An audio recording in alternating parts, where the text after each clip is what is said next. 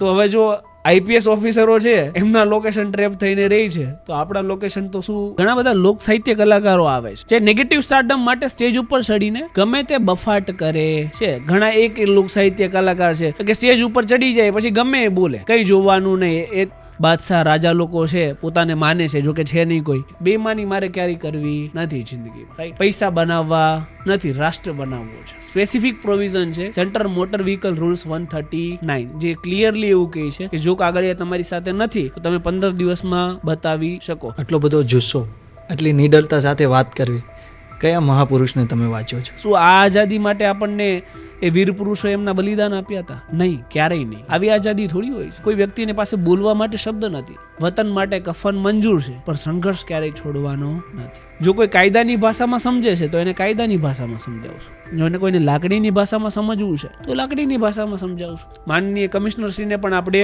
અરજી આપી હતી પ્રોટેક્શન માટે કે ભાઈ જાનનું જોખમ છે તો અમને હથિયારનો પરવાનો આપો. જો નામ જાહેર ના કરવું હોય ને અવાજ ઉઠાવવો હોય ને તો ઘરે બેસાય. આ મારો અંગત ઓપિનિયન છે. રીઝન એ છે કે હિંમતના ઇન્જેક્શન ના આવે કે ભાઈ તમને ઇન્જેક્શન મારું તમારામાં હિંમત આવી જાય. જો કદાચ આ લડાઈમાં હું સક્સેસફુલ નહીં જાઉં, બેઈમાની અને ભ્રષ્ટાચારી છે એનો કોઈ ઉકેલ મને નહીં દેખાય આ લડાઈની અંદર, તો એ લડાઈ પણ છે સરકારની પાસે આશા રાખવાની ના હોય. સરકાર પાસે કામ કરાવવું નહીં મારો અધિકાર છે.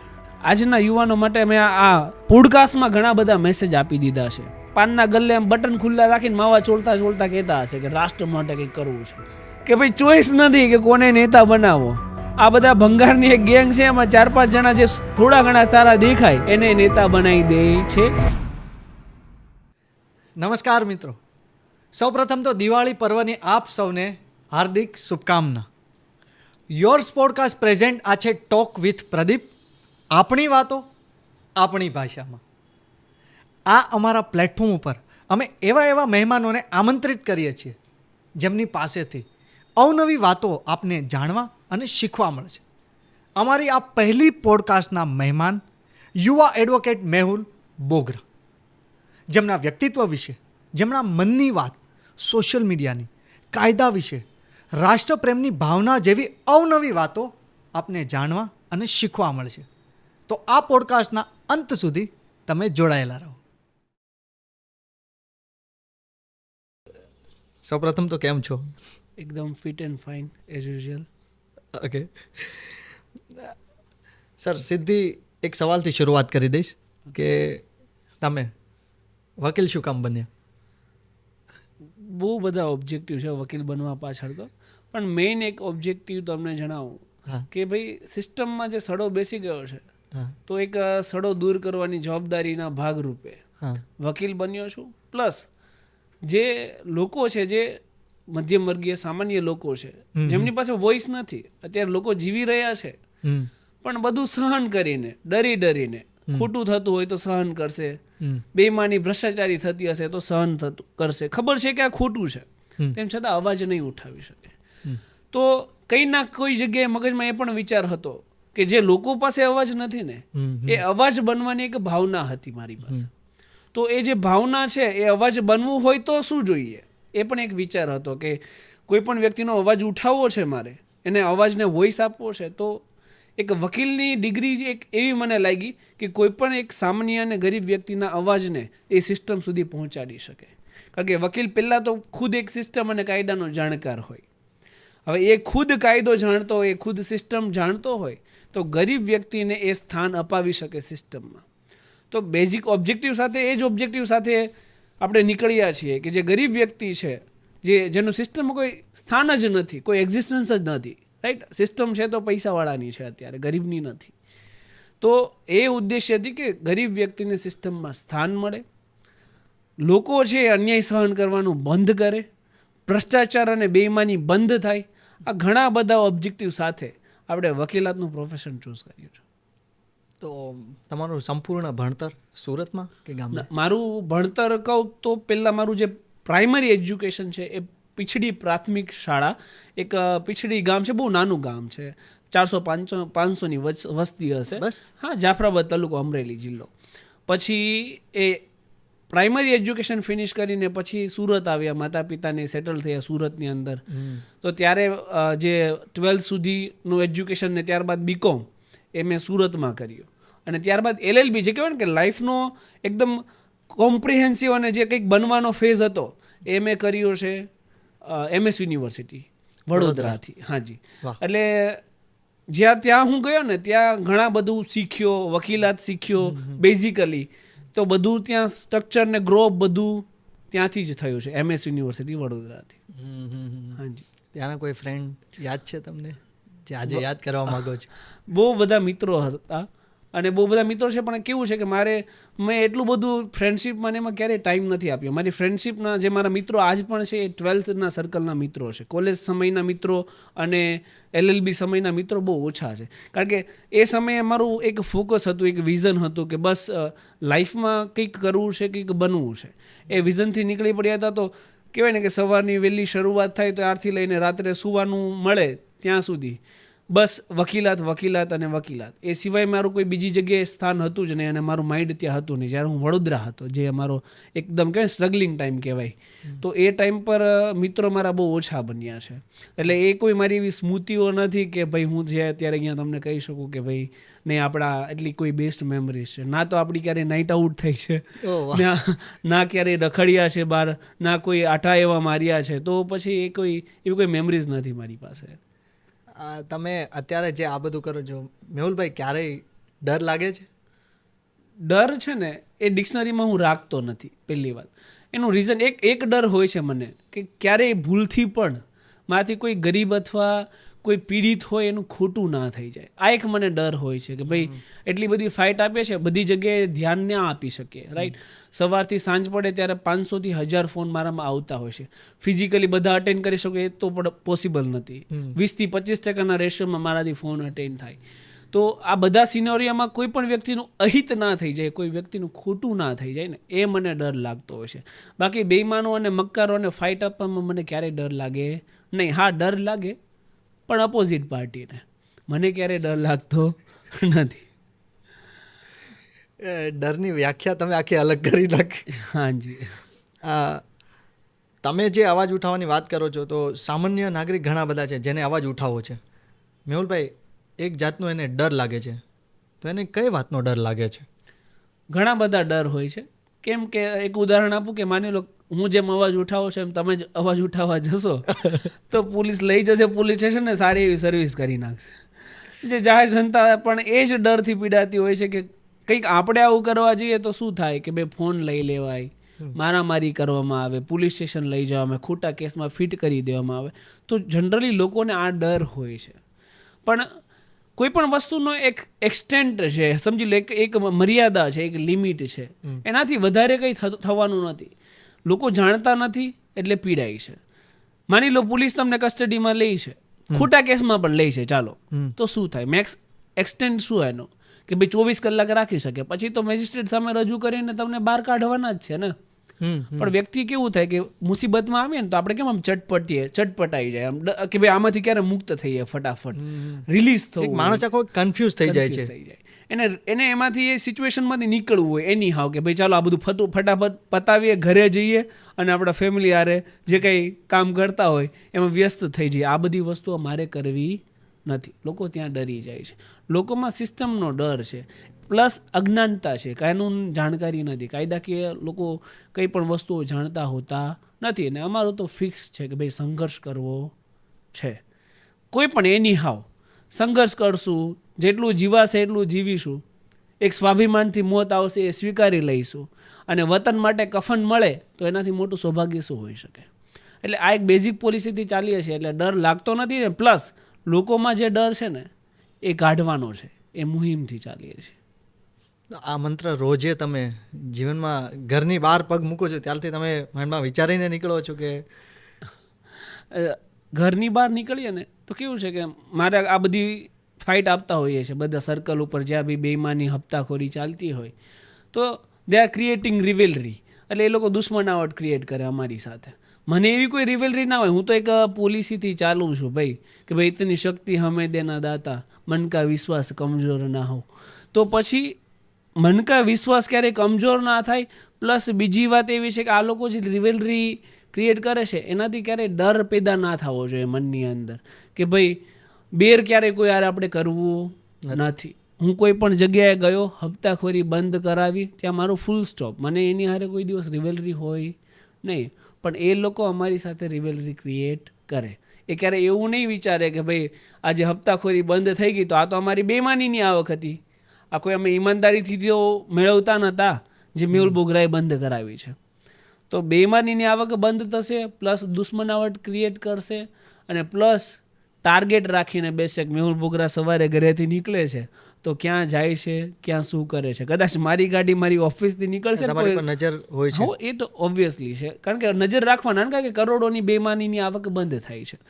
મારી ગાડી મારી ઓફિસની બહાર નીકળે, કોઈ સર્કલ પર જાય ને તો સર્કલ ટુ સર્કલ ફોન થઈ જાય કે મેહુલ બોગરાની ગાડી નીકળી છે. એટલે જે બેમાનીની હપ્તાખોરીની જે બી પ્રવૃત્તિ ચાલતી હોય એ ઓટોમેટિક બંધ થઈ જાય, ખાલી જે ગ્રાઉન્ડ જે રૂટ ઉપર મારી ગાડી નીકળે ને તે રૂટ ઉપર.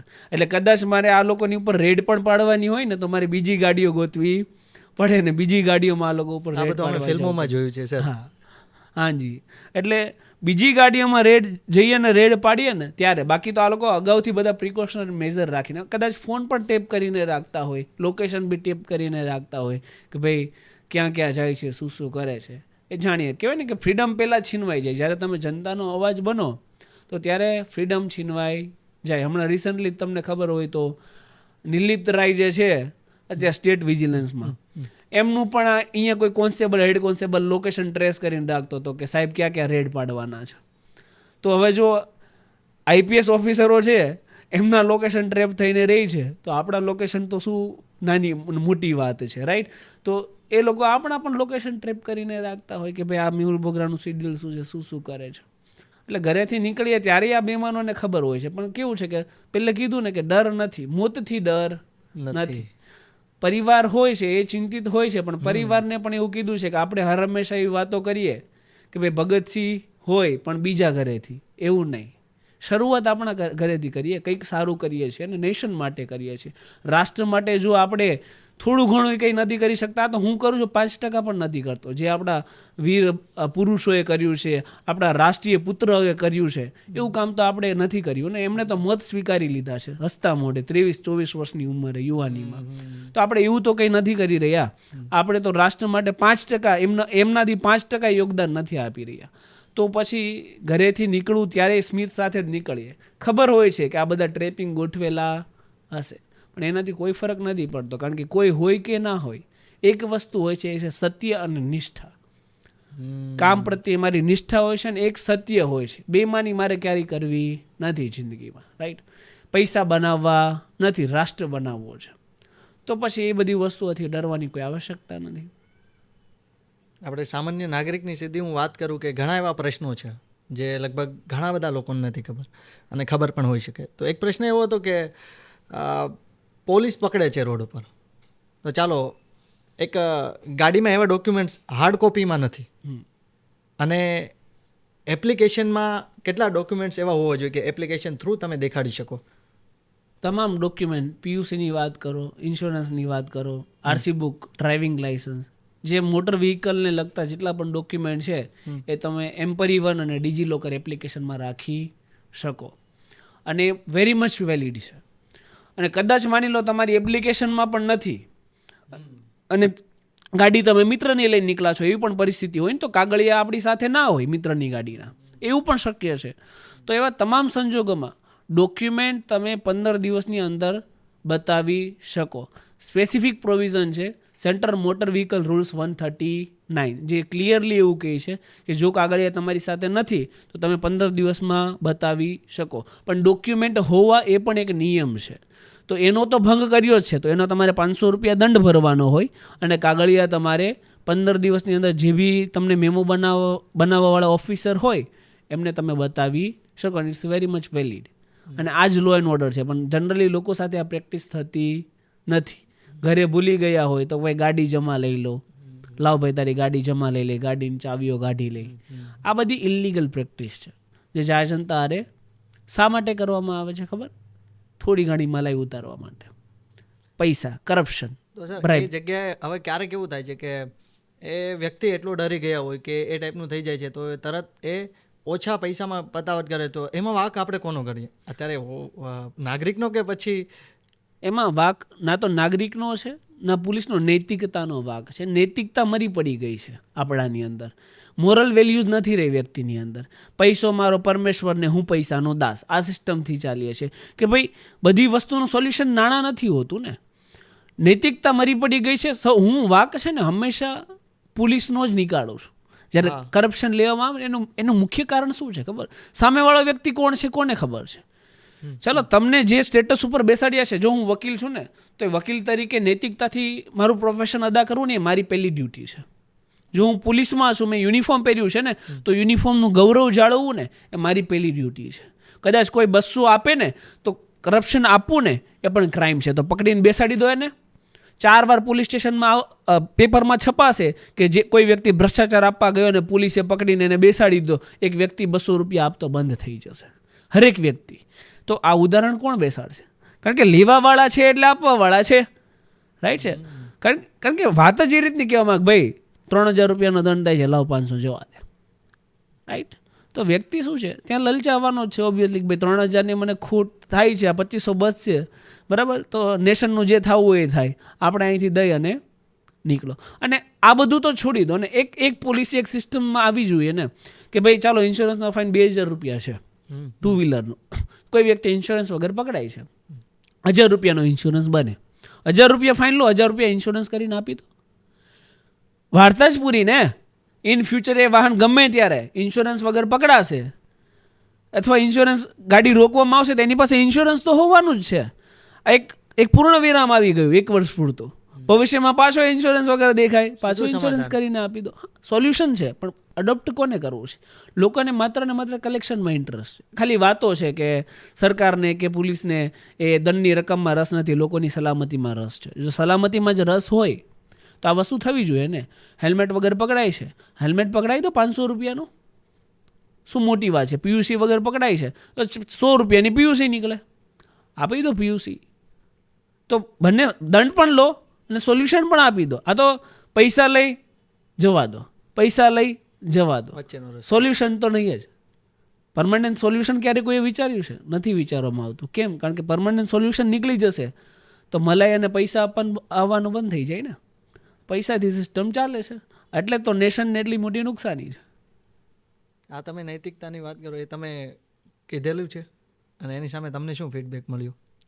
નૈતિકતા છે ને એ હંમેશા સરકારને પણ રજૂઆત આ બધી કરી જ હોય છે મેં, રાઈટ. આ જેટલી અહીંયા અત્યારે વાત કરી રહ્યો છું એ પછી કાળા કાચવાળી પોલીસ ગાડીઓ ફેરવે એ બાબતની હોય કે પછી લો એન્ડ ઓર્ડર બધાને ઇક્વલી અપ્લાય થાય. ઘણા બાદશાહ રાજા લોકો છે પોતાને માને છે, જોકે છે નહીં કોઈ, એ લોકો કાયદા પાલન કરતા નથી, લોકો ઉપર બધા બર્ડન થોપી દેવામાં આવે છે. આ બધી બાબતો આપણે સરકારને રજૂઆતો કરવામાં આવી છે.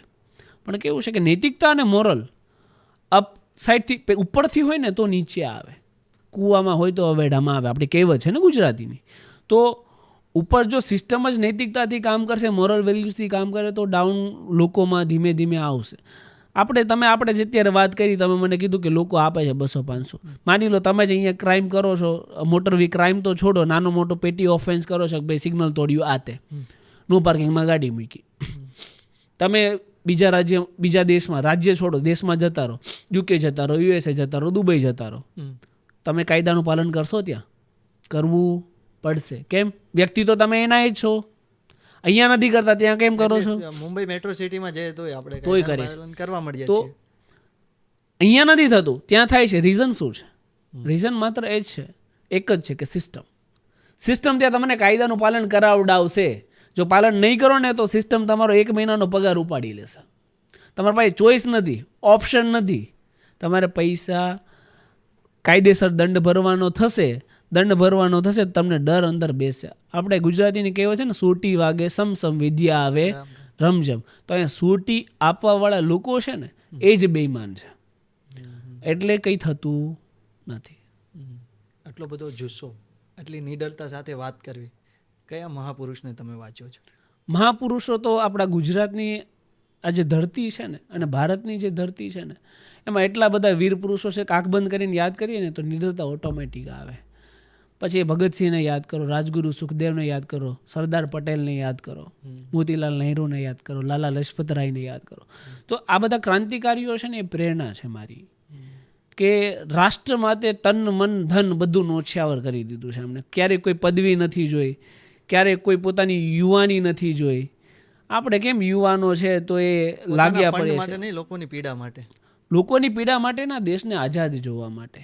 અને અત્યારે પણ જ્યારે દેશની સામે નજર કરીએ ને તો ક્યાંય ને કોઈ જગ્યાએ દેશ આખો ગુલામ લાગે મને. અને મને ખૂચે અહીંયા કે ભાઈ આઝાદ ભારત માટે આટલા લોકોએ, વીર પુરુષોએ પોતાની આહુતિ આપી દીધી છે અને આપણે હાલ પણ ગુલામીમાં જીવી રહ્યા છે. તો શું ફરક પડ્યો છે? આઝાદીના 75 વર્ષ થઈ ગયા, એનાથી ઉપર સમયગાળો થઈ ગયો, તો આપણને એ આઝાદી મહેસૂસ થાય છે? શું આ આઝાદી માટે આપણને એ વીર પુરુષો એમના બલિદાન આપ્યા હતા? નહીં, ક્યારેય નહીં. આવી આઝાદી થોડી હોય છે. કોઈ વ્યક્તિને પાસે બોલવા માટે શબ્દ નથી. કાયદો તમે વાંચો, કારણ કે હું કાયદો પણ જાણું છું ને, એટલે વધારે દુઃખ લાગે કે freedom of speech and expression તમને મળે છે, કે તમે બોલી શકો, એની આઝાદી. ખોટું થતું હોય એને ખોટું અને સાચું થતું હોય એને સાચું, એ આપણે બોલી શકીએ ને. આઝાદી આપણને ભારતનું બંધારણ આપે છે, પણ આપણે બોલી શકીએ છીએ નહીં. ચલો ને ભાઈ, જવા દો ને. આપણે શું છે, કોઈ ગરીબ વ્યક્તિ યારે ખોટું થતું હોય તો કંઈ બોલતા નથી. હું કપડાં વિના હોઈશ ને તો શરમ લાગે, બરાબર? આપણને ઓબ્વિયસલી કોઈ પણ વ્યક્તિ કપડાં વગર હોય તો શરમ લાગે કે ભાઈ કેવું છે. પણ આ દેશની અંદર હજારો લોકોને પહેરવા કપડું નથી મળતું, તો એ આપણી માટે શરમની વાત છે. આ બધી મારા નિડરતાના અને મને પ્રેરણાના સોર્सेस છે. હજારો લોકો, મારા ઓફિસની બહાર નીકળો ને તો તમે 2 BHK 4 BHK લક્ઝરિયસ વિલામાં રહેતા હશો, ચલો છોડો, તમે ક્યારેય કોઈ ઝૂંપડામાં રહેતો વ્યક્તિ છે, એને ઘર મળશે, એને છત મળશે, એ વરસાદમાં કઈ રીતે સૂતો હશે, એ પીડા ક્યારેય મહેસૂસ નથી કરી. એવા કેટલા બધા લોકો છે. તમારા ઘરની કદાચ બહાર નીકળશો ને તો બી તમને ઝૂંપડા દેખાઈ મળશે. તમે પિઝા ખાઈ આવો, બર્ગર ખાઈ આવો, મેકડીમ જઈ આવો, કોઈ પ્રોબ્લેમ નથી. પણ તમે ક્યારે એ વિચાર્યું છે કે આજે કોઈ એક વ્યક્તિ છે જે ફૂટપાથમાં રહેતો હશે, ફૂટપાથ નીચે સૂતો હશે, તો એ વ્યક્તિ છે આજ ભૂખ્યો સૂતો હશે? એ પીડા આપણે ક્યારે મહેસૂસ કરી નથી. અને આ પીડા જ્યારે હું મહેસૂસ કરું ને, મને સવારે ઉઠું ને એટલે આ બધે વિચારો, થોટ્સ મગજમાં ચાલુ થઈ જાય. મારા ઘરવાળા, પરિવારવાળા ઘણીવાર મને એવું કહે કે ભાઈ મેન્ટલી તમે અહીંયા હોતા નથી. કારણ કે આ પીડા અંદર ને અંદર ખવાઈ જાય કે આપણે ગુલામ છીએ, હજુ ગુલામ છીએ, હજુ આઝાદી નથી. કારણ કે સિસ્ટમ એ સ્પેસિફાઈડ એ પૈસાવાળાની ગુલામ થઈને રહી છે. ક્યારે કોઈ ગરીબ વ્યક્તિ માટે સિસ્ટમ છે જ નહીં. કોઈ પણ વ્યક્તિને ઘણા લોકો આમાં પણ તર્ક વિતર્ક લાવશે કે ભાઈ મહેનત કરવી નથી. અરે બહુ મહેનત કરે છે લોકો, નથી મળતું. મહેનત કરવાવાળા કરે જ છે. ઝૂંપડામાં રહેવાવાળો કઈ કઈ ઝૂંપડામાં રહીને જલસા નથી કરતો, એ પણ સંઘર્ષ કરે છે, જિંદગી સાથે ટકવા માટે સંઘર્ષ કરે છે. તો એમને એ સુવિધા બેઝિક નીડ કહેવાય, રોટી, કપડાં, મકાન, અને આધુનિક જીવન છે, એમાં શિક્ષણ, આરોગ્ય આ ઉમેરવું પડે. તો અને રહેઠાણ, આ 6 વસ્તુનું કોમ્બિનેશન છે ને, એ જો ભારત દેશમાં કોઈ જન્મે ને તો એને આપવું પડે. એ સરકારની મૌલિક જવાબદારી છે અને એમાંથી કોઈ છટકી શકે નહીં. પણ કોઈના કોઈ જગ્યાએ આ ગરીબ લોકોને મળતું નથી. અને આ બધું નથી મળતું, અને આ બધું જ્યારે રિયલાઇઝ થાય ને ત્યારે એમ થાય કે નહીં, જે રિઝલ્ટ આવવું હશે એ આવશે. વતન માટે કફન મંજૂર છે, પણ સંઘર્ષ ક્યારેય છોડવાનો નથી. તો તમે એક ગરીબીની વચ્ચે વાત કરી, એની ઉપરથી મને એવું લાગે તો આ શિક્ષણનો અભાવ છે જો એ ગરીબ છે, કે પરિસ્થિતિનો અભાવ છે? શિક્ષણનો અભાવ. એ શિક્ષણ આપો એમને તો એ ના પાડવાના છે. હમણાં મેં એક બાળકી છે, આપણે વરાછા રોડ ઉપર ઘણા બ્રિજની નીચે ઘણા છોકરાઓને ભણાવે છે, એમનું નામ તો અત્યારે મને યાદ નહીં આવે. મેં વિડીયો જોયો હતો એમનો, રીલ્સ. સારી વાત છે, યુવા છે, એટલું સારું કામ કરે છે. તો શિક્ષણ એમના જે બ્રિજ નીચે જે છોકરા છે એ ભણવા જાય જ છે ત્યાં, રાઈટ? તો સિસ્ટમ એમને ભણાવવા જાય છે ત્યાં? નહીં. એમના છોકરાઓને જો આપણે જે પૈસાવાળા છે એમના બસો આવીને લઈ જાય, સ્કૂલ બસ આવીને લઈ જાય છે ને ઘરે ઘરેથી, તો બ્રિજ નીચે જ્યાં છોકરાઓ બિચારા સૂવે છે ભૂખ્યા, તરસ્યા, કપડાં વિના, તો શું સિસ્ટમ એને બસ, સ્કૂલ બસ નથી પહોંચાડી શકતી? આંખની સામે છે આ બધું. પહોંચાડી શકે ને, બ્રિજ ટુ બ્રિજ જ કલેક્ટ કરવાના છે, રાઈટ? મોટી વાત શું છે, શું હાર્ડ વસ્તુ છે? આપો એજ્યુકેશન. એજ્યુકેશન આપશે ને તો એ છોકરો છે ને એક એના બાપની ગરીબી તો દૂર કરશે જ. શિક્ષણ છે ને, શિક્ષણ, હું ઘણીવાર આ વસ્તુઓને અનુકરણ કરું છું કે શિક્ષણ છે ને એ શેરણીનું દૂધ છે કે જે પીવે ને એ દહાડે. શિક્ષણમાં દહાડ હોય છે. તો કદાચ એ બ્રિજ નીચે સુવાવાળા ગરીબનો છોકરો શિક્ષણ લઈ લેશે ને તો એના બાપની ગરીબી તો અવશ્ય દૂર કરશે. પણ શિક્ષણ આપવાવાળો વ્યક્તિ કોણ છે ત્યાં? કોઈ જ નહીં. કોઈને પડી જ નથી ને, બાજુમાંથી નીકળી જશે. પણ વિચારવાવાળો કોઈ નથી કે જે ભૂખ્યો સૂતેલો વ્યક્તિ છે, જેના બાળકોને શિક્ષણ નથી મળતું, એની માટે આપણે કરી શું શકીએ? કોઈ વસ્તુ કઈ નથી કરવાનું. અફસોસની વાત છે. એટલે આ એક સિસ્ટમ ચેન્જ કરવી છે. આ કોન્ફિડન્સ જે તમે છે અમે લગભગ ટોટલી વિડીયોમાં જોઈએ છીએ, તો એમાં મેડિટેશનનો કેટલો પાર્ટ, કે તમારું કામ જ તમારું મેડિટેશન છે? મેડિટેશન ના તો મેં જિંદગીમાં ક્યારેય મેડિટેશન ઉપર ફોકસ કર્યું છે, ના હું ક્યારેય કરું છું. હા, એક વસ્તુ હોય છે મારી લાઈફમાં, હું ફિટનેસને મહત્ત્વ આપું છું, જીમ જેને કહેવાય, રાઈટ? કે ભાઈ મોર્નિંગ શેડ્યુલ કેવું છે કે ભાઈ એક ફિક્સ શેડ્યુલમાં રહીએ ને, થોડુંક સ્વાસ્થ્ય પણ હોવું જરૂરી છે. આ બધું કામ કરીએ છીએ અને સ્વાસ્થ્ય જ નહીં હોય તો શું કામનું છે આ બધું? તો હજુ ઈચ્છા એવી છે કે હજુ લોકોને થોડાક મારા વર્ષો વધારે સમર્પિત કરવા છે. જીવું છું ત્યાં સુધી તો સમર્પિત કરીશ, રાઈટ? તો ફિટનેસ પાછળ મારો થોડોક એક હોય છે કે ભાઈ ટાઈમ આપું ફિટનેસ પાછળ, એટલે જીમ મારું એક કન્ટિન્યુ હોય છે. મેડિટેશન તો ઠીક છે, એટલે કહેવાય ને કે જીગર તો છે પણ થોડીક બોડી પણ જોઈએ ને, તો જેનાથી આપણું એક્ઝિસ્ટન્સ દેખાય અને આ જે બેમાનો છે એનામાં થોડોક વધારે ભય આપી શકીએ અને આપણું સેલ્ફ ડિફેન્સ પણ કરી શકીએ. બચાવ પણ જરૂરી છે ને. એટલે એમ જોવા જાય તમારું ફિટનેસ જ એક જાતનું તમારું મેડિટેશન છે. રાઈટ. સર, શિક્ષણમાં કાયદાનો વિષય નથી, રાઈટ? તો કેટલું મહત્વનું છે કે શિક્ષણમાં કાયદાનો વિષય હોવો જોઈએ? જેમ આપણે જમીએ ને, આપણા જીવનમાં ભોજનનું જેટલું મહત્વ છે ને, એટલું સિસ્ટમમાં કાયદાનું મહત્વ છે. એક ઉદાહરણ આપીશ તમને કે ભાઈ તમે એક મકાન બનાવતા હોય, કોન્ટ્રાક્ટર એ ગમે એટલો સારો હોય, પણ એનું જે સિમેન્ટ છે, જે લેબર છે, સળિયા છે, લોખંડ છે, એ બધું તમે સસ્તી ક્વોલિટીનું વાપરો. કોન્ટ્રાક્ટરમાં ગમે એટલી સારી સ્કિલ છે, ચાલો, તો એ શું બાંધકામ ટકી શકવાનું છે? નહીં. સિસ્ટમમાં ગમે એટલા સારા લોકો હશે, પણ જો કાયદો છે ને એ ખરાબ હશે ને તો એ સિસ્ટમ ધ્વસ્ત પડી જવાની છે. સિસ્ટમની અંદર કાયદાનું એટલું મહત્વ છે. જેમ આપણા શરીરની અંદર આપણે ભૂખ્યા રહીએ ને તો આપણે કંઈ કામ કરી શકીએ નહીં, જેમ ભોજનનું મહત્વ છે એમ કાયદાનું સિસ્ટમમાં મહત્વ છે. કાયદા વગર સિસ્ટમ ચાલી શકે નહીં. હું તમને એમ શોર્ટ શબ્દોમાં જ કહું ને કે ભાઈ કાયદાથી જ સિસ્ટમ બને છે અને ચાલે છે. કાયદો જણાવવામાં આવતો નથી, કાયદો શીખવાડવામાં નથી આવતો. કોમન મેનને શું કરવા નથી શીખવાડવામાં આવતો? કારણ કે જો એ કાયદો જાણી જશે ને તો ખાલી સિસ્ટમ સમજી જશે, એને ખબર પડી જશે, જે અત્યારે હું જાણું છું કે અહીંયા આ સિસ્ટમની અંદર અમારું તો કંઈ સ્થાન જ નથી.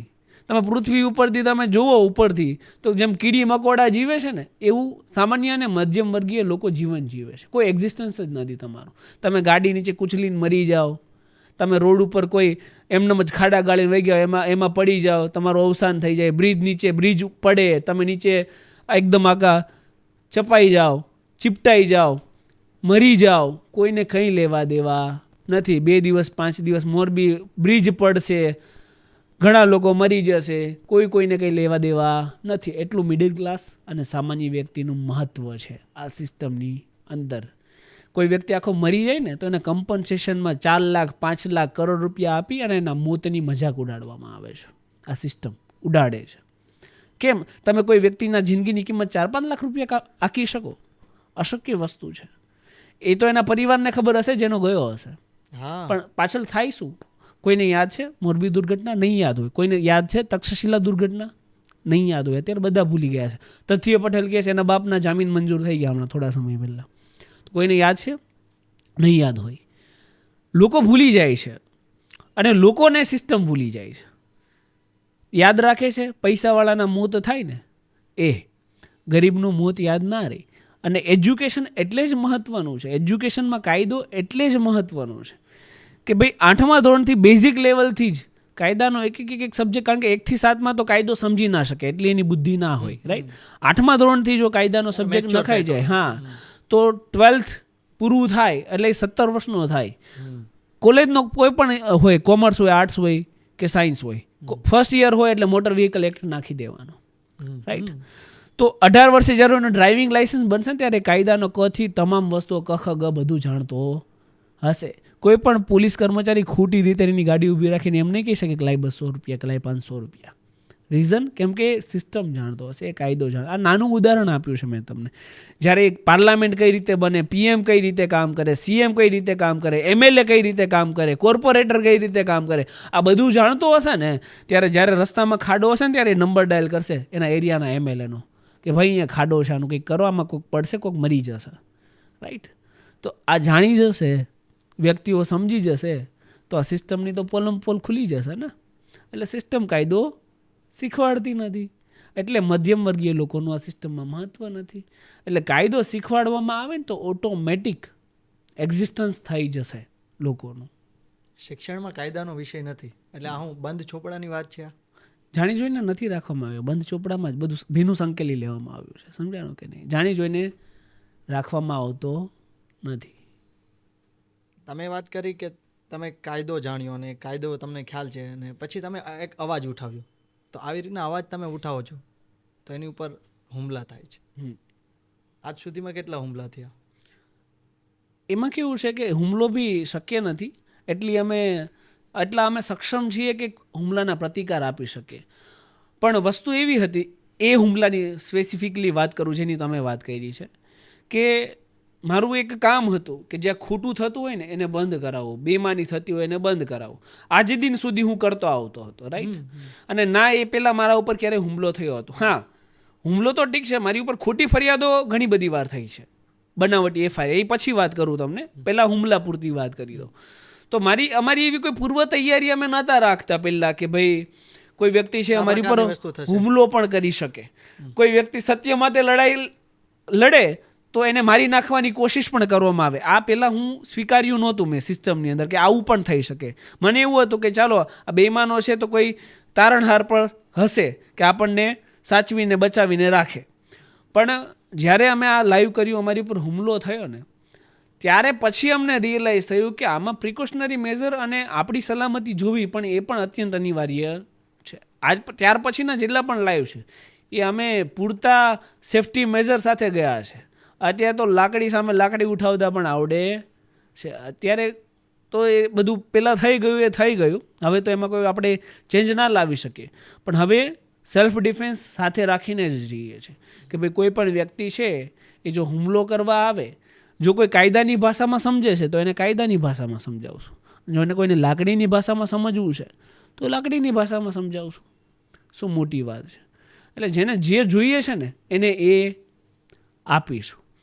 હુમલા સિવાય, હુમલાની અત્યારે તો ઘણી બધી ધમકીઓ આવતી હોય છે અને ધમકીઓને પહેલાં હું ઇગ્નોર કરતો, પણ હવે ઇગ્નોર કરતો નથી, કન્સિડર કરું છું કે ભાઈ ધમકી મળી છે કે ભાઈ આ કરી નાખશું, અથવા ગાડીથી ઉડાવી દઈશું, અથવા ચપ્પુ મરાઈ દઈશું. રાઈટ? તો એ બધી ધમકીઓ કન્સિડર કરીએ છીએ ને એ પ્રમાણે જે સેફટી મેજર લેવાના હોય એ લઈ લઈએ છીએ. માનનીય કમિશનરશ્રીને પણ આપણે અરજી આપી હતી પ્રોટેક્શન માટે કે ભાઈ જાનનું જોખમ છે તો અમને હથિયારનો પરવાનો આપો. તો એમનું કહેવું એવું છે કે મેં ઇન્ટરવ્યૂમાં બરાબર જવાબ આપ્યા નહીં. અરે ભાઈ, હથિયારની પરવાનગી તો મેં મારી સલામતી માટે આપી છે, તો મારા સવાલ જવાબથી તમને શું પ્રશ્ન તકલીફ હોઈ શકે? તમારે તો એ જોવાનું હોય ને કે મારી જાનને જોખમ છે કે નહીં. એટલે તમે એ જ વિચારી શકો કે આ સિસ્ટમમાં સામાન્ય વ્યક્તિને કેટલું મહત્ત્વ આપવામાં આવે, એ જ જોઈ શકો કે ભાઈ આખી દુનિયા જાણે છે કે મેહુલ બોગરાની જાનને જોખમ હોય છે, હુમલો પણ થઈ ગયો છે, આખી દુનિયા જાણે છે. પણ કમિશનરશ્રીનો જવાબ એવો છે કે જવાબ બરાબર નથી આપ્યા, એટલા માટે હથિયારનો પરવાનો રિજેક્ટ કરીએ છીએ. એટલે તમારે મારા જવાબ થોડા સાંભળવાના છે, મારી જાનને જોખમ છે કે નહીં એ જોવાનું છે, એટલા માટે તમે ત્યાં બેઠા છો. એટલે સિસ્ટમ મજાક કરે છે, સમજાણું કે નહીં? કે ભાઈ હથિયારનો પરવાનો, અને એને મારે કોઈ હથિયારની જરૂર નથી, પણ મારે બસ ખાલી જાણવું હતું કે વકીલ છે, એક સામાજિક લોકોનો અવાજ છે, સામાજિક ક્રાંતિકારી વ્યક્તિ છે, એવા લોકોને જો સિસ્ટમ આ રીતે હેરાન કરતી હોય તો નોર્મલ વ્યક્તિનું તો શું એક્ઝિસ્ટન્સ છે આ સિસ્ટમની અંદર. પ્લસ જ્યારે ખબર આપણને કંઈ ના હોય, કોઈ વ્યક્તિનું કામ કરવા ગયા હોય તો ખોટી અને ફેબ્રિકેટેડ એફઆઈઆરો થઈ જાય આપણી સામે. માની લો કોઈ વ્યક્તિ છે એની પોલીસ સ્ટેશનમાં ફરિયાદ નથી લેવાય ને હું સાથે ગયો છું, તો હું ઘરે આવીશ ત્યારે મને ખબર પડશે બીજા દિવસે ન્યૂઝપેપરની અંદર, ન્યૂઝપેપરમાં હેડિંગ શું હોવું જોઈએ? ભાઈ કોઈ વ્યક્તિની ફરિયાદ ના લેવાતા મેહુલ બોગરા ગયા, બરાબર ને, અવાજ ઉઠાવ્યો, આવું કંઈક હેડિંગ હોવું જોઈએ. પણ બીજા દિવસે આપણે ન્યૂઝપેપર ખોલીએ ને તો એમાં હેડિંગ એવું હોય કે પીઆઈને અભદ્ર ભાષાનો ઉપયોગ કરતા મેહુલ બોગરા સામે ફરિયાદ. એટલે ઉલટાની અમારી સામે ઉલટા ચોર કોતવાલ કો દાટે, આવી એક ઘાટ હોય છે ને અમારી સામે ફેબ્રિકેટેડ એફઆઈઆર કરવામાં આવે. ઘણી બધી ફેબ્રિકેટેડ એફઆઈઆરો થઈ છે હાઈકોર્ટની અંદર અને સુરત કોર્ટની અંદર, એમાં લડાઈઓ ચાલુ છે. હવે પાછું હું સીધો ત્યાં આવું છું કે સામાન્ય નાગરિકને અવાજ ઉઠાવવો છે, કોઈ પણ વસ્તુ એવી થાય છે તો એવું કોઈ પ્લેટફોર્મ કરું કે નામ જાહેર નથી કરવું, ગોપનીય રાખવું છે અને મારે અવાજ ઉઠાવવું છે, તો એવું કોઈ ચોક્કસ પ્લેટફોર્મ કરું? જો નામ જાહેર ના કરવું હોય ને અવાજ ઉઠાવવો હોય ને તો ઘરે બેસાય. આ મારો અંગત ઓપિનિયન છે, રાઈટ? કે જો તમારામાં એ સાહસ જ નથી ને, મને ઘણા ફોન કરે સાહેબ કે એક વાત કહું પણ નામ અમારું ના આપતા, એટલે હું કહું મારે વાત સાંભળવી નથી ભાઈ, તું ફોન મૂકી દે. રીઝન એ છે કે હિંમતના ઇન્જેક્શન ના આવે કે ભાઈ તમને ઇન્જેક્શન મારું તમારામાં હિંમત આવી જાય, એ તો બધા લઈ લે. એ તમારે અંદરથી રાખવાની હોય, એક જુનૂન. તમે ભગવાનનો એક અંશ છો, થોડીક તો હિંમત રાખો. ભગવાન, we are creation of God, તો પછી એ હિંમત રાખવું જોઈએ. આપણી અંદર ભગવાન છે તો એ હિંમત રાખો, થોડા ઘણા બ્રેવ બનો, બ્રેવરી રાખો, તો પછી માહિતી આપો. ને પછી મને એવો ફોન કરો કે મેહુલભાઈ અમે તમારી સાથે બેઠા છીએ, અહીંયા ચાલે છે, તમે તારે ઉપાડી લેવાના છે, ઉપાડી લઈશું. તો આવો ફોન આવે ને તો એમાં અમે ધ્યાન આપીએ છીએ. પણ એવો ફોન આવે કે ભાઈ અમારું નામ ના દેતા, તો પછી હું એમ કહું કે તમે ઘરે બેસો, ન કરે તમે કીડા મકોડાની જેમ જ જીવી રહ્યા છો, ડરી ડરીને મરી મરીને, તમે એ રીતે જીવવાના છો. તમારું એક્ઝિસ્ટન્સ ન કરે કંઈ નથી અને ન કરે કંઈ નથી. તો ડરી ડરીને મરી મરીને જીવવાવાળા લોકો છે ને, એને મારા તરફથી ક્યારેય સહયોગ મળતો નથી. મારા તરફથી એવા વ્યક્તિને સહયોગ મળે છે જેને લડી લેવું છે. પછી તો કેવું થાય કે માની લો કે હું તમારી માટે અવાજ ઉઠાવું છું, ઘણીવાર મારે થઈ ગયું છે કે કોઈ વ્યક્તિ માટે અવાજ ઉઠાવ્યો હોય, પછી પોલીસનો એને ફોન જાય અથવા એના કોઈ સગાવાલાને ફોન જાય ને એ લોકો અંદરો અંદર સમાધાન કરી લે. પછી મને આવીને કે મેહુલભાઈ હવે આપણે કોઈ પ્રોસેસ કરવી, સમાધાન થઈ ગયું કે મેહુલભાઈ હવે અમારે પ્રોસેસ કરવી નથી. એટલે બેક સ્ટેપ કોને લેવું પડે? મારે લેવું પડે. કે જો ફરિયાદી ખુદ જ આગળ પ્રોસેસ કરવા માંગતો નથી તો વકીલ તરીકે હું શું કરી શકવાનો છું, રાઈટ? તો બેક સ્ટેપ લેવું મને પસંદ નથી. એટલે જ એક સ્પેસિફાઈડ સ્ટાન્ડર્ડ છે કે જેને અવાજ ઉઠાવવો છે ને એનો જ હું અવાજ બનું છું. જેનામાં અવાજ જ નથી ને એનો અવાજ બનવાનો મને શોખ નથી. અને એવું કોઈ પ્લેટફોર્મ પણ નથી, તમે એમ કહો છો? એવું કોઈ એવા પ્લેટફોર્મ ઘણા બધા છે પણ ગોપનીય કંઈ રહેતું નથી. માની લો કે એસીબી છે, રાઈટ, એન્ટી કરપ્શન. તમે કોઈ ભ્રષ્ટાચારની બાતમી આપો છો, સામેવાળો થોડા ઘણા રૂપિયા દે તો નામ તો ન કરી નીકળી જ જાય છે ને ભાઈ. આ દેશમાં બધા ચોકે ચોકે બધા મહેમાનો જ બેઠા છે ભાઈ, રાઈટ? તો નીકળી તો જવાનું જ છે ને. તો ગોપનીયતા તો કંઈ રહેવાની જ નથી. પ્લેટફોર્મ ઘણા બધા છે કે તમે ગોપનીય રહીને માહિતી આપી શકો, પણ એની નામ તો નીકળી જ જાય. મેહુલભાઈ, સિસ્ટમમાં ફોલ્ટ ક્યાં છે? ગ્રાઉન્ડ ઝીરો લેવલ ઉપર, મિડલ લેવલ ઉપર કે અપર લેવલ ઉપર? સિસ્ટમમાં આવતો હરેક વ્યક્તિ એ તમારા અને મારામાંથી જ આવે છે, કોઈ આસમાનમાંથી ટપકતો નથી. ફોલ્ટ છે ને, મેં કીધું ને કે નૈતિકતા અને મોરલ વેલ્યુઝનો છે કે આપણે આપણા સંતાનોને, આપણી પેઢીને એ શીખવી જ નથી શકતા કે એક ઈમાનદારી અને એક નૈતિકતાથી શું થઈ શકે. માની લો કે કોઈ વ્યક્તિ અત્યારે યુપીએસસી જીપીએસસીનો તૈયારી કરતો હશે તો એનામાં એમ જ હશે ભાવના કે મારે દેશ માટે કંઈક કરવું છે, મારે રાષ્ટ્ર માટે કંઈક કરવું છે. અને પછી જે યુનિફોર્મ પહેરશે, પહેલેથી એવું નહીં હોય કે ભાઈ યુનિફોર્મ પહેરીને પૈસા છાપી લેવા છે. આવી ભાવના ક્યારેય કોઈ રાખતો જ નથી. પહેલાં તો દેશ દાજ જ હોય, પણ એ પછી સિસ્ટમમાં જાય, પછી આ બધા અભણ અંગૂઠા છાપ નેતાઓ છે ને આપણા, એમના અંડરમાં આવે, પછી ખબર પડે કે સિસ્ટમમાં તો રૂપિયા છપાય, નેશનનું જે થવું એ થાય. સામાન્ય વ્યક્તિ તમારી અને મારી પાસે એક જ તાકાત છે, નૈતિકતા અને મોરલ રાખી અને વોટ આપી શકે, રાઈટ? તમે સિસ્ટમમાં જ્યારે એવા લોકોને નાખશો ને કે જે સિસ્ટમને ચેન્જ કરી શકે, ત્યારે કંઈક ચેન્જ આવશે. અત્યારે તમે જુઓ, અત્યારે રાજકારણની તમને વાત કરું તો રાજકારણ કેવું છે? ગુજરાતની જનતાની જ વાત કરું છું કે ગુજરાતની જનતા પાસે રાજકારણનો અત્યારે કેવો ઓપ્શન છે ખબર? કે ભાઈ માની લો કે મારામાં કોઈ ક્વોલિટી નથી પણ મારે હીરો બનવું છે, ના તો મારી હાઇટ છે, ના મારો દેખાવ છે, ના એવી કોઈ એક્ટિંગની સ્કિલ છે, પણ મારે હીરો બનવું છે. ડિરેક્ટર છે, ઇન્ટરવ્યૂ લે છે, 100 જણા મારાથી ભંગાર દેખાતા હોય ને એવા 100 જણા અગાઉથી ઇન્ટરવ્યૂમાં બુક કરીને રાખ્યા છે. એ લોકો જશે, ઇન્ટરવ્યૂ આપશે, છેલ્લે હું જઈશ. ઓલા ડિરેક્ટર પાસે ચોઈસ નથી કે ભાઈ કોને હીરો બનાવવો. સેમ ગુજરાતની જનતા પાસે એવું છે કે ભાઈ ચોઈસ નથી કે કોને નેતા બનાવવો. આ બધા ભંગારની એક ગેંગ છે, એમાં 4-5 જણા જે થોડા ઘણા સારા દેખાય એને નેતા બનાવી દે છે પાર્ટીના બેઝ ઉપર. પ્લસ શું છે કે માની લો કે આ ફિલ્મ લાઇનમાં પ્રોડ્યુસર જે છે પિક્ચરના છે ને એના કરમ સારા છે, એમ સિમિલરલી અહીંયા જે મેઇન પ્રોડ્યુસર સેન્ટ્રલ લેવલે બેઠા છે ને એના કરમ ગુજરાતમાં સારા છે. એટલે આ બધા જીતીને બેસે છે. 10થી 15 લોકોને છોડીને એક પણ એવા વ્યક્તિ નથી કે જે પોતાના દમ ઉપર જીતી શકે, રાઈટ. અને લોકો જીતાડે છે કે કીધું ને મેં, પ્રોડ્યુસરના કરમ સારા છે એટલે અહીંયા જીતી જાય છે, એટલે અહીંયા આ લોકો જીતી જાય છે. તો લોકોને પાર્ટી બેઝ જે વોટિંગ છે ને એમાંથી બહાર આવવું પડે. વ્યક્તિ વિશેષ વોટિંગ થવું જોઈએ કે ભાઈ મારા વિસ્તારમાં મારા કામ કરવાવાળો કયો વ્યક્તિ ઊભો છે જેને હું વોટ નાખું. અને એ વ્યક્તિને હું વોટ નાખીને પછી તકલીફ લોકોનું મનોબળ ક્યાં ભાંગે છે ખબર? એ કદાચ સાહસ કરીને કોઈને વોટ આપીને જીતાડે ને તો સાલા પક્ષ પલટો કરી લઈ, બીજી પાર્ટીમાં જતા રહી, રાઈટ. તો તકલીફો ત્યાં પડે છે. વ્યક્તિ કોને ભરોસો કરે, કોના ઉપર વિશ્વાસ કરે. એટલે નૈતિકતા અને મોરલની એક એવી લહેર જોઈએ, અને લહેર વિના બધું નકામું છે. લહેર આવશે તો ચેન્જ આવશે. અને કેવું કે જેટલા મૂળિયા, જેટલા અંદર ડીપ વધારે હોય ને તો એને ખોદીને બહાર કાઢતા એટલો સમય લાગે. ભ્રષ્ટાચારી, બેઈમાની એટલી જળ મૂળમાં સમાઈ ગઈ છે ને કે એને ખોદીને બહાર કાઢતા સમય લાગશે, પણ અંત તો છે જ. આરંભ છે તો અંત છે. એટલે આનો વિનાશ તો છે પણ સમય લાગશે. મેહુલ બોગરાને ભવિષ્યમાં કોઈ રાજકીય ક્ષેત્રે જો આવવાનું થયું તો કોઈ સ્પેસિફિક ખરું? મેં અત્યારે જ એવું કીધું ને, આ તો તમે વાત જ એ કરી દીધી કે ભાઈ મેં પહેલો શબ્દ એ વાપર્યો કે પાર્ટી પોલિટિક્સ હોવી જ ના જોઈએ. વ્યક્તિ વિશેષ પોલિટિક્સ હોવી જોઈએ કે ભાઈ નામ ઉપર વોટ પડવા જોઈએ, નહીં કે કોઈ એક ચિહ્ન ઉપર. તમારું એવું ખરું કે હું મારી આખી એ ટાઈપની સિસ્ટમ ઊભી કરીશ કે એ ટાઈપનું હું કરીશ? હા, શક્ય છે ને. અશક્ય તો આ દુનિયામાં કંઈ જ નથી. જો કદાચ આ લડાઈમાં હું સક્સેસફુલ નહીં જાઉં, બેઈમાની અને ભ્રષ્ટાચારી છે એનો કોઈ ઉકેલ મને નહીં દેખાય આ લડાઈની અંદર, તો એ લડાઈ પણ છે, રાઈટ. લડવા માટે, સંઘર્ષ કરવા માટે તો બેઠા જ છીએ ને, એ તો કરીશું જ. અને આરંભનો અંત કરીને તો રહીશું જ. તો એ બી શક્યતા છે જ, રાઈટ. એમાં કોઈ શંકાને સ્થાન નથી, એ પણ શક્ય છે. એક નિડરતાના લીધે આ બધું છે.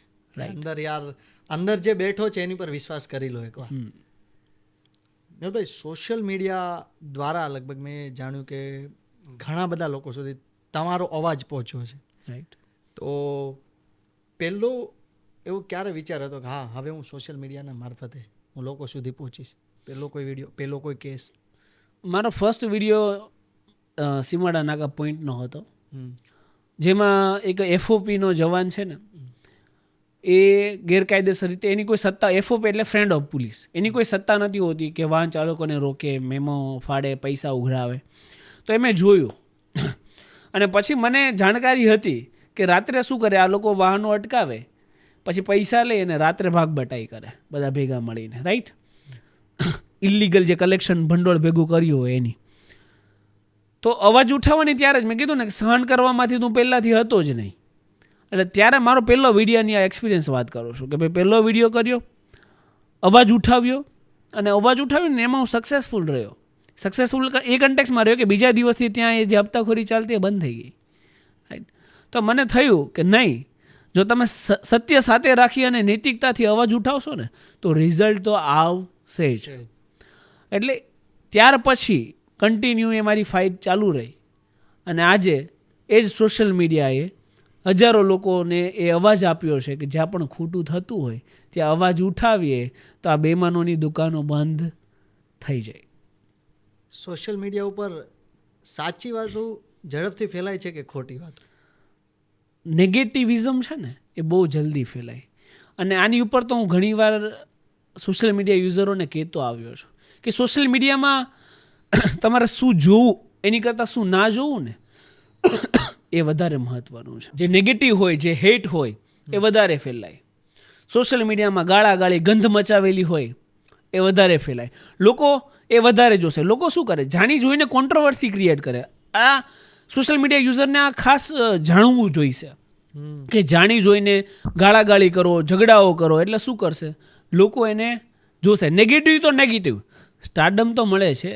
ઘણા લોકો ઇન્ટેન્શનલી આવી વસ્તુ કરે છે નેગેટિવ સ્ટારડમ મેળવવા માટે, અને એમાં ઘણા બધા લોકો આવે છે, ઘણા બધા લોક સાહિત્ય કલાકારો આવે છે જે નેગેટિવ સ્ટારડમ માટે સ્ટેજ ઉપર ચડીને ગમે તે બફાટ કરે છે. ઘણા એક લોક સાહિત્ય કલાકાર છે કે સ્ટેજ ઉપર ચડી જાય પછી ગમે એ બોલે, કંઈ જોવાનું નહીં. એ તો ત્યાં સુધીની વાત કરે કે ભાઈ અંબાણી પરિવારમાંથી કે કાર્યક્રમમાં આમંત્રણ હતું એકચ્યુઅલી, પણ એ કે નીતાબેન અંબાણી કોણ છે એ તો હું ઓળખતો જ નથી. એટલે આવો બફાટ કરો. હવે નીતાબેન અંબાણીને આખો ઇન્ડિયા ઓળખે છે અને તમે સ્ટેજ ઉપર ચડીને આવી ફાકા ફોજદારી કરી રહ્યા છો.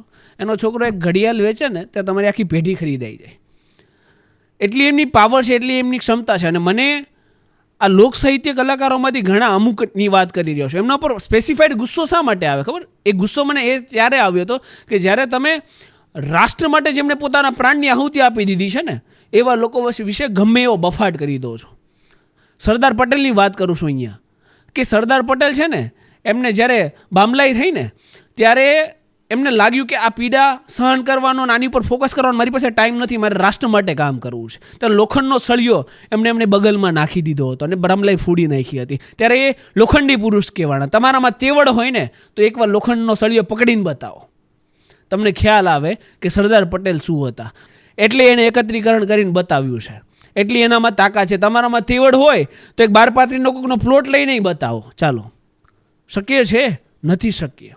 માત્ર ને માત્ર ફાકા ફોજદારી કરવાની, યુવાઓને ગેરમાર્ગે દોરવાના અને મર્દાનગીની મોટી મોટી વાતો ઠોકવાની. મર્દાનગી નામની કોઈ વસ્તુ પાછી મળે નહીં. એવા લોકો છે ને એ 307ના આરોપીઓ છે, કાળા કાચની ગાડીઓ લઈને જાય, નંબર પ્લેટો રાખે ને ધોકા લઈને પાછળથી હુમલા કરે, 307માં આરોપી બને.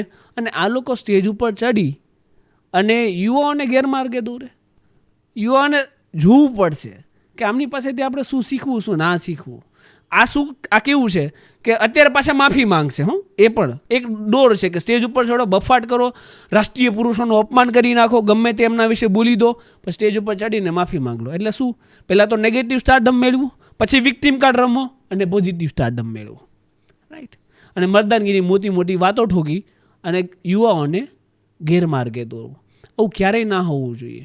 જો મેં કીધું ને કે હું વકીલ છું ને અને સામાજિક રીતે લોકો મને ફોલો કરે છે ને તો મારી ઉપર એ બર્ડન છે કે હું એવું કંઈ પણ ના કરું કે લોકો ગેરમાર્ગે સોશિયલ યુઝર એ ગેરમાર્ગે દોરાય. એ મારી જવાબદારી છે. તો જેમ તમને કોઈ વ્યક્તિ ચાહે છે, તમને કોઈ ફોલો કરે છે ને તો તમારી એ નૈતિક પહેલી જવાબદારી છે કે તમે એમને ગેરમાર્ગે ના દોરો, રાઈટ. બાકી એ બધા આજે ઘણા અમુક બની બેઠેલા લોક સાહિત્ય કલાકારો છે ને એને તો ઓળખીએ છીએ. પાછા એવી વાતો કરતા હોય છે કે અમારું કંઈ સ્ટાન્ડર્ડ તો હોય ને, આવી બધી સ્ટેજ ઉપરથી વાતો કરતા હોય છે. એટલે કંઈ આની ઉપર અમારું ચાલતું નથી એમ સ્ટેજ ઉપર બેસીને વાતો એવી કરે કે આની ઉપર અમારું કંઈ ચાલતું નથી, કદાચ ડાયરા ના આવે, કદાચ પ્રોગ્રામ ના આવે તો બંધ કરી દઈએ. એટલે ભાઈ હું વકીલાત કરું છું, જો હું મારા વકીલાતનું સન્માન નથી જાળવી શકતો ને તો હું કોઈનું સન્માન નથી જાળવી શકવાનો, રાઈટ. તો જાહેર જનતાનો તો શું જાળવવાનો છું? જેમ તમે કોઈ સ્ટેજ પર બેઠા છો એનું સન્માન નથી જાળવતા તો તમે બાકીના લોકોનું શું સન્માન જાળવવાના છો? બાકી એ લોકો બીડી પીને જે ધીરે ધીરે મેરી જિંદગીમાં આ બધા ગીતો ગાતા ને એ વસ્તુ અમે ઓળખીએ છીએ. વસ્તુ અહીંયા મુદ્દો શું છે કે સોશિયલ મીડિયા છે ને એમાં સ્ટારડમ મેળવવા માટે તમે નેગેટિવલી યુવાઓને ગેરમાર્ગે ના દોરો. માત્ર કહેવાનું મારું અહીંયા પોઈન્ટ ઓફ વ્યૂ એ છે, કારણ કે લોકો છે ને એ કેચઅપ કરે. હું જે અત્યારે આપું છું ને આ તમારા માધ્યમથી એ લોકો કેચઅપ કરશે, એમની જિંદગીમાં ઉતારશે. જો તમે ખરાબ આપશો તો ખરાબ ઉતારશે. યુવા ધનને થોડોક રાષ્ટ્રપ્રેમનો નશો આપો. જો તમે નથી આપી શકતા ને તો સ્ટેજ ઉપર ચડીને તમારે જે ધંધો કરવાનો છે એ કરીને જતા રહો, રાઈટ. બાકી યુવાઓને ગેરમાર્ગ ન દોરો, રાષ્ટ્ર પુરુષોનું અપમાન ના કરો, એ ક્યારેય ચાખી લેવામાં નહીં આવે. અને હું તો આ પોડકાસ્ટથી કહીશ, જાહેર જનતાને પણ ખ્યાલ આવે કે જ્યારે પણ કોઈ પણ વ્યક્તિ, એ ચાહે લોક સાહિત્ય કલાકાર હોય કે કોઈ પણ હોય, એ રાષ્ટ્રપુરુષોનું અપમાન કરે, કંઈ ખોટી પ્રેરણાઓ આપે, યુવાઓને ગેરમાર્ગ દોરે ને તો આઈપીસીની ધારા 504, 506 એટલે 505 અને આઈપીસીની ધારા 500 મુજબ ગુનો બને છે. આની ઉપર એફઆઈઆર જ કરાવવાની. 504 એટલે કે શાંતિનો ભંગ કરવો, 505 એટલે કે કોઈ કોમ્યુનિટી હોય એને તમે મિસગાઈડ કરો, પબ્લિક મિસચીફ કરો તો 505 મુજબ ગુનો બને ને. 500 એટલે કે બદનામી. જ્યારે કંઈ રાષ્ટ્રીય પુરુષોની તમે બદનામી કરો ને તો આઈપીસી 500 મુજબ ગુનો બને. તો આવા લોકો પર ફરિયાદો થવી જોઈએ. આનાથી શું થાય, આવા લોકો પર ફરિયાદો થાય ને તો ખબર પડે કે યુવાધનને બરબાદ ના કરો. તમારામાં તેવડ નથી ને કે યુવાધનને તમે કંઈક બનાવી શકો, રાષ્ટ્ર માટે કંઈક પ્રેરણા આપી શકો, તો કંઈ નહીં, છોડ દો. બાકી એમને બરબાદ કરવાનો તમારો કોઈ અધિકાર નથી. તમે કલમ અને કાયદાની વાત કરી તો કેટલા એવા કાયદા છે જે ના જ હોવા જોઈએ? નહીં, કાયદાઓ હરેક મહત્વના છે, રાઈટ. કાયદાઓ હરેક વાંચવા જરૂરી છે. બેઝિકલી જે કાયદાઓ ખાસ વાંચવા જોઈએ એમાં છે CRPC, criminal procedure code, IPC, Indian penal code. CRPC એટલે કે કાયદો વ્યવસ્થા કઈ રીતે ચાલે, કોડ કઈ રીતે. હા, CRPC ક્રિમિનલ પ્રોસિડ્યુર કોડ એટલે કે કાયદો કઈ રીતે ચાલે, સિસ્ટમ કઈ રીતે ચાલે, કોર્ટ કઈ રીતે ચાલે, પોલીસને કઈ રીતે ઇન્વેસ્ટિગેશન કરવાનું હોય, આ બધું CRPCમાં સમજાવવામાં આવે.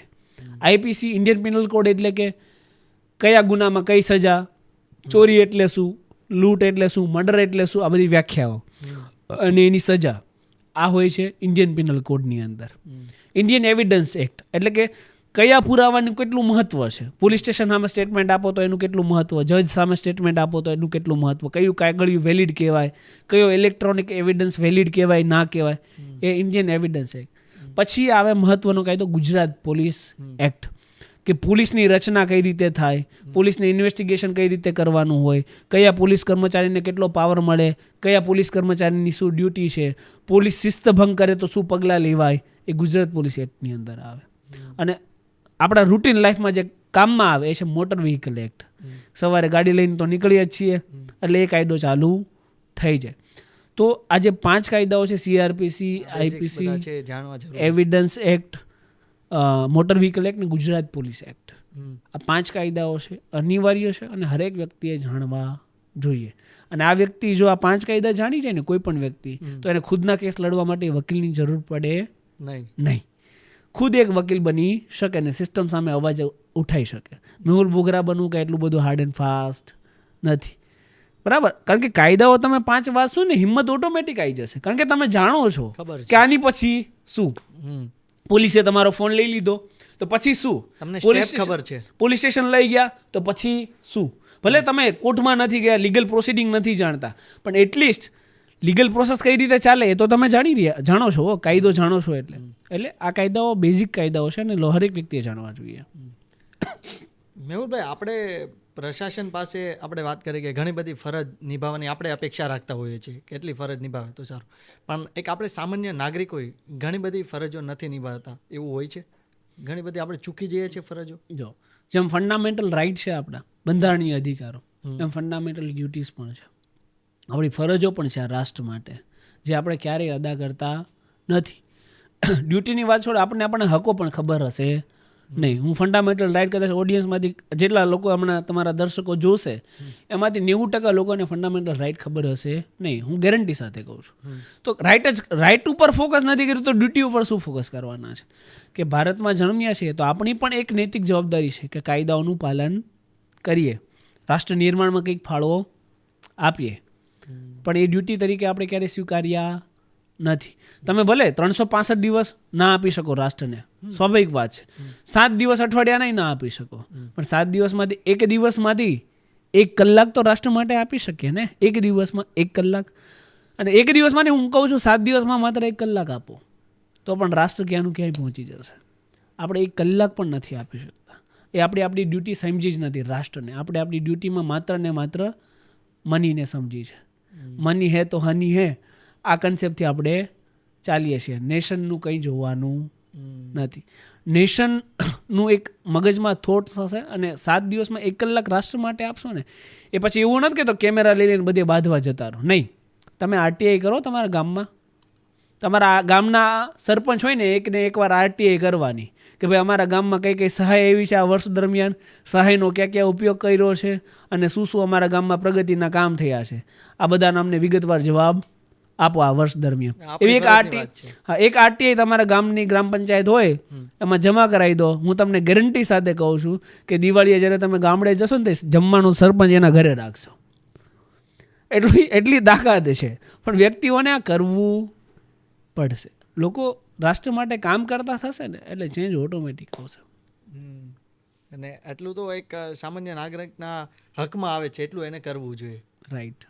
આ દેશ માટે જન્મ લીધો છે, રાઈટ. આ દેશ ઉપર આપણે રમીને મોટા થયા છે, તો આપણી કંઈક તો ડ્યુટી બને છે ને. જેમ આપણી માતા પિતા પ્રત્યે આપણી ડ્યુટી હોય છે, એમ આપણી રાષ્ટ્રની, આપણી જન્મભૂમિ ઉપર આપણી ડ્યુટી હોય ને. આપણે ગામડે જન્મ્યા હોય તો આપણું જે સૌરાષ્ટ્ર હોય ત્યાંય આપણી એક ડ્યુટી હોય છે. આપણે જ્યાં કામ કરતા હોય, આ દેશમાં રહીએ છીએ તો હાવ બર્ડન બનીને જ જીવવાનું, બોજ બનીને જ. તો આ દેશમાં છે જ 140 કરોડ ઓલરેડી. એટલું બધો તો બોજ આ ભારત દેશ ઝીલી જ રહ્યો છે ને. તો એમાંથી તમે તો થોડાક સોફ્ટ થાવ, થોડાક લાઇટ થાવ, રાષ્ટ્ર માટે કંઈક કામ આપો, કંઈક આહુતિ, કંઈક ફાળો આપો, તો લોકો કરશે તો ઓટોમેટિક રાષ્ટ્રહિતમાં બધા કામો થશે. આ સરકાર પાસે તમે શું અપેક્ષા રાખો છો? સરકાર પાસે મેં ક્યારેય અપેક્ષા રાખી નથી કે સરકાર આ કરી દે, સરકાર પેલું કરી દે. ના, ક્યારેય હું રાખું છું. રાઈટ. સરકારની પાસે આશા રાખવાની ના હોય. સરકાર પાસે કામ કરાવવું ને મારો અધિકાર છે. રાઈટ. અને સરકારની ફરજ છે, જેને કહેવાય directive principal of state policy, કે શિક્ષણ આપવું, આરોગ્ય આપવું, રોડ રસ્તા આપવા, પાણી આપવું, આ સરકારની બેઝિક ફરજો છે અને એ મારો અધિકાર છે. આ ઘણીવાર આવું થઈ જાય. હું જાહેર મંચ ઉપર જાઉં ને તો ક્યારેક ભેગા થઈ જાય ને, નેતા હોય અને એક સામાજિક કાર્યકર્તાઓ બધા ભેગા થઈ જાય. એટલે હું જનતાને જોઉં ને તો મને ગુસ્સો આવે સિરિયસલી, કે ભાઈ જે વ્યક્તિ વોટ માંગવા માટે આમ હાથ જોડીને તમારી આગળ આવ્યો હોય, એ વ્યક્તિ નેતા બની જાય ને પછી લોકો આમ હાથ જોડતા હોય. શું છે? એ તમારો જ સેવક છે, તમારે એમને હાથ થોડી જોડવાના છે. સાહેબ સાહેબ સાહેબ સાહેબ કરીને એમને એમનું લાલન પાલન કરતા હોય છે, પોષણ કરતા હોય છે, બધી ફેસિલિટી આપતા હોય છે. ના, તમારા જ તો સેવક છે, તમે જ તો મત આપ્યા છે, તમે જ તો એમને નેતા બનાવ્યા છે. મોટી શું વાત છે? અને કેવું હોય, ઘણીવાર મારે પણ એવું થાય, હું આ બધા વિડીયો બનાવું ને તો મને તો કોઈ ફોન કરે, એટલી હિંમત ના કરે કે મને ફોન કરીને કે ભાઈ મેહુલભાઈને કયો આમ કરે, અથવા વિડીયો ના ઉતારે કે આ તે. મારા પરિવારમાં વાયા મીડિયા નંબર ગોતીને મારા પરિવારમાં મારા કાકા દાદા કે પપ્પાને કોઈને ફોન કરે કે ભાઈ મેહુલભાઈને કહો ને આ વિડીયો ના બનાવે, અથવા આ વિડીયો ડિલીટ કરાવી દે, આ કે આ તે. બરાબર. આજ દિન સુધી ક્યારે મેહુલ બોગરાએ બનાવેલો વિડીયો ડિલીટ કર્યો નથી. બરાબર.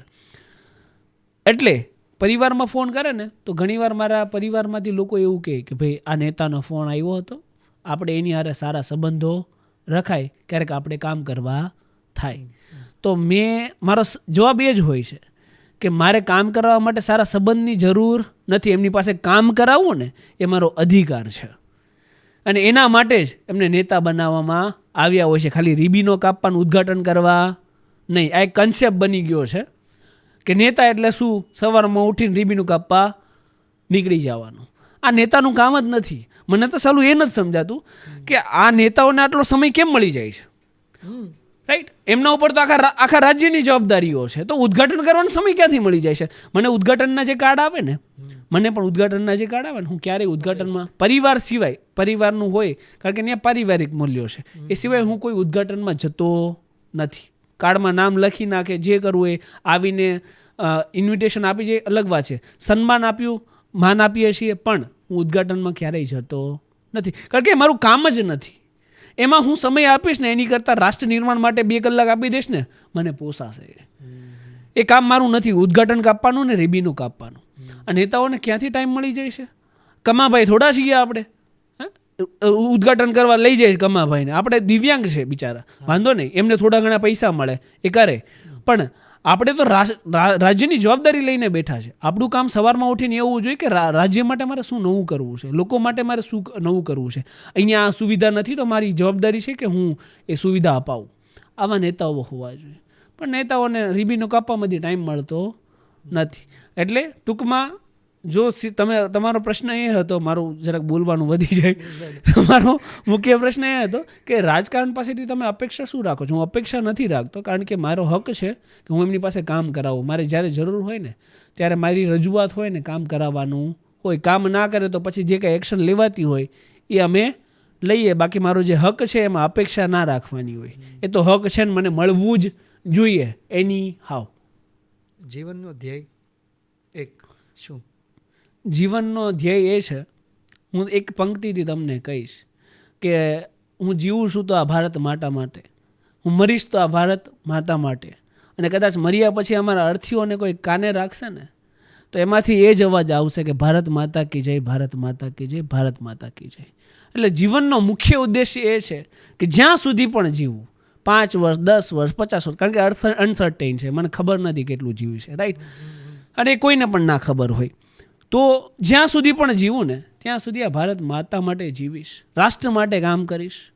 બહુ દૂરદર્શી નથી વિચાર્યું કે આમ કરી નાખીશ, તેમ કરી નાખીશ, નહીં, એ ફાકા ફૂજદારી કરતાં મને ફાવતી નથી. પણ જ્યાં સુધી જીવીશ ને ત્યાં સુધી રાષ્ટ્ર માટે કામ કરતો રહીશ, રાષ્ટ્ર નિર્માણ માટે કામ કરતો રહીશ. યુવાઓ છે, યુવા ધન છે ને જે દૂષિત થઈ રહ્યું છે ને એને દૂષિત નહીં થવા દઉં, એમનામાં રાષ્ટ્રભક્તિ જગાડીને રહીશ, અને મારી જેવા હજારો યુવાનો ટ્રેન કરીશ જે આ ભારતને કંઈક નવું ભારત બનાવી શકે. આ એક મુખ્ય પ્રેરણાથી હું ચાલી રહ્યો છું. અંતિમ સવાલ, આજના યુવાનો માટે એક મેસેજ. આજના યુવાનો માટે મેં આ પોડકાસ્ટમાં ઘણા બધા મેસેજ આપી દીધા છે, પણ હું ફરીવાર એમ છતાં મેસેજ આપીશ, જે મેં એક લાઈન અગાઉ કહી દીધી કે તમે 365 દિવસ ના આપતા પણ એક દિવસની 1 કલાક છે ને એ રાષ્ટ્રને ચોક્કસથી આપજો. કારણ કે નાણાં કમાઈ લઈશું, નારી આવી જશે, તમે નશામાં ઘણા બધા છે તો એ બંધ કરો, કારણ કે નશામાં કંઈ લેવાનું નથી, રાઈટ, પણ નેશન આ એકને ફોકસમાં રાખો, કેમ કે નેશનથી મોટું કંઈ છે જ નહીં. તમારી યુવાની જો રાષ્ટ્ર માટે કામ નથી આવતી તો યુવાની તમારી નકામી છે. તો શું કરી શકીએ રાષ્ટ્ર માટે, એટલીસ્ટ એ વિચાર રાખો આપણા મગજની અંદર, અને નિર્ભય બનો. આજનો યુવા બહુ ભયભીત છે, તમે જોશો ને ડરશે બહુ. પાછા પાનના ગલ્લે એમ બટન ખુલ્લા રાખીને માવા ચોળતા ચોળતા કહેતા હશે કે રાષ્ટ્ર માટે કંઈક કરવું છે. એટલે એમ ના રાષ્ટ્ર માટે કંઈ થાય, એના માટે અંદરથી એ હિંમત જોઈએ, અંદરથી એ મોટિવેશન જોઈએ કે રાષ્ટ્ર માટે કંઈક કરવું છે. પાછું ગલ્લા ઉપર માવો ચોળીને વાતો કરીને પાછા આપણે કરતા તો કંઈ નથી ને. તો એ વિચારોમાંથી બહાર આવવું પડશે, મુક્ત થવું પડે. મુક્ત મને વિચારવું પડે કે નૈતિક મૂલ્યો શું છે, જીવન માત્ર એના માટે થોડી છે. આમાં ઘણો આપણી પાસ્ટ જનરેશનનો પણ થોડીક પ્રોબ્લેમ છે કે આપણને બાપ દાદાઓ વખતથી જ એવું શીખવાડવામાં આવ્યું છે કે આપણે આપણું કરાય, બીજાનું જે થવું હોય એ થાય. પણ હું કહું છું કે તમે આ તમારું તો કરજો જ, પણ આસપાસમાં તમારા જે ગરીબ છે ને એનું પણ જોશો. તમે ગુચ્ચી અરમાનીનો શર્ટ પહેરો પણ જે કોઈ નિર્વસ્ત્ર દેખાય ને તો એના માટે મનમાં ક્યારેક દુઃખ પેદા કરજો કે નહીં આના કપડાં માટે મારે કંઈક કરવું જોઈએ. તમે સારું ભોજન લઈ લેજો પણ ક્યારેક કોઈ ગરીબ દેખાય તો એના ભોજન માટે પણ વિચારી લેજો. તમે સારા એવા ઘરમાં રહેજો પણ કોઈ ઝૂંપડામાં રહેતો હોય એનું ક્યારેક વિચારી લેજો.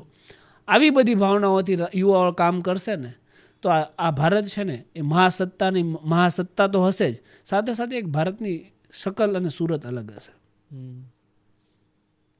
આજે આ પોડકાસ્ટથી અમે પણ સ્પેશિયલ એવી આશા રાખશું કે ઘણું બધું આજે શીખવા મળશે. જેટલા સામાન્ય સવાલ હતા એ આજે અમને ડિટેલિંગમાં જાણવા મળ્યા, કાયદા વિશે ખાસ. તો મેહુલભાઈ, તમે અમારા આ પ્લેટફોર્મ પર આવ્યા ને એ બદલ મારી ટીમ વતી તમારો ખૂબ ખૂબ આભાર. ખૂબ ખૂબ આભાર. Thank you. ધન્યવાદ.